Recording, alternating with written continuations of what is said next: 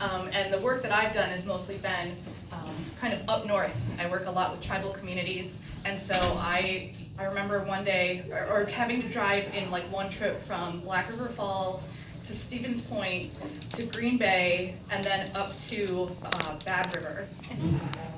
Yeah, it was a kind of a rough go, but you know, you gotta do it, you gotta get the word out. So just to tell you a little bit about myself, my name is Arvina Martin. I am from Madison, Wisconsin, born and raised. That's where I now am raising my 9-year-old daughter. She goes to the same public school that I went to at her age.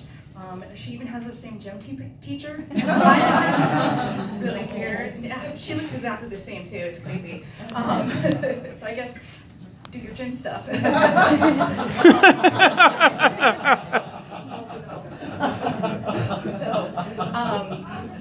So I'm also an enrolled member of the Ho-Chunk Nation. My tribe is based in around Black River Falls, but has communities scattered throughout Wisconsin, from Black River to Green Bay, down to Madison and Janesville. I feel very strongly about our state, about Wisconsin. I love it. I have it tattooed on my arm. I got it as a tattoo when I after the Obama race in 2012. That was like my present to myself. So I wear my heart on my sleeve and my arm. And well, I'm running for Secretary of State because Wisconsin used to be a leader in elections, in open elections, and in making sure that anybody who was able to vote actually got to go cast their ballot and their votes were counted. That's changed over the last few years. Much like Sarah mentioned for the treasurer, the Secretary of State's office, the duties have been taken away over the last few decades. So now there's not really a whole lot that the Secretary's office does. I was asked earlier, what does the Secretary of State do? Right now they do a lot of, they're called apostilles, which are basically like when you notarize the document, but it's something for perhaps another country, so it's like a step up from a notarized document. So that's kind of the main responsibility currently. Excuse me. If you look at other states, their secretaries of state are in charge of election administration and have that oversight over the electoral process throughout their states. And I think that we need to get that back. I think that we have seen our government contract. All the powers that used to be spread out over different departments, over different constitutional office holders, are now all folded in under the governor's office. And that's led to a lot less transparency. We've also seen attacks on voting rights, things like voter IDs being required, things like the different kinds of registration documents that people can use are changing. And there's still some questions some places.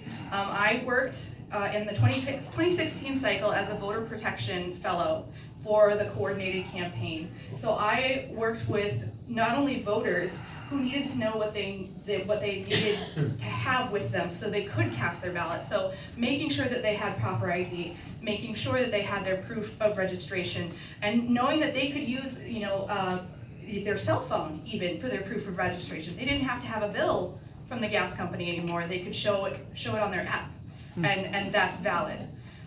So making sure that all voters in Wisconsin have this information and feel empowered with it to go cast their ballot. I also worked a lot with municipal clerks and county clerks and election staff to make sure that they knew what was going on, because there was the decision that had come out through the state Supreme Court about early voting and having to allow that, because the Republicans tried to take that away too. And so we had to make sure that we could get information out to clerks across Wisconsin so that as many communities that were able to have the resources to have early votes were able to. And that's what I want to do as Secretary of State. I want to be the champion for democracy. I want to be able to have this open government, everybody know what you need to go to vote, have the time and ability to go vote, whether if you can't make it on election day, making sure that we have good early vote programs available, making sure that we have, we can expand vote by mail, particularly for folks who are either homebound or live in facilities where they can't move or that they're not as mobile. And that's really important. And I think that if we can get oversight of our electoral process back under somebody who cares and wants it to be expanded instead of contracted, we're gonna see a lot of the problems that are happening in our state kind of start going away. Because if we can vote for people that we want and we trust, and we know that our vote is gonna count, we know that we can elect people like any of the candidates for governor, any of the lieutenant governor candidates, any Democrat, and that's what I like. But you know, we can make sure that our issues and the things that we care about as Wisconsinites are actually reflected in our representatives. The other thing with that is keeping an eye on the census, working together, working with the legislature, and being an advocate for nonpartisan redistricting. You know, we didn't get the decision that we wanted from the Supreme Court this week in the case about the gerrymandered districts here in Wisconsin, but we can still work on things, and we can still push for that nonpartisan, those fair maps, so that we are choosing our elected representatives. They aren't choosing their districts so they can choose their voters. And I think, as Sarah had mentioned earlier, the referendum that happened this spring, where Wisconsinites overwhelmingly supported the protecting the office of state treasurer, shows that the people of Wisconsin know that we need to have our powers spread out, and that we need to have oversight, and we can't just hold everything in one office. And I think that we can take that energy and that decision to re-energize the Secretary of State's office as well. So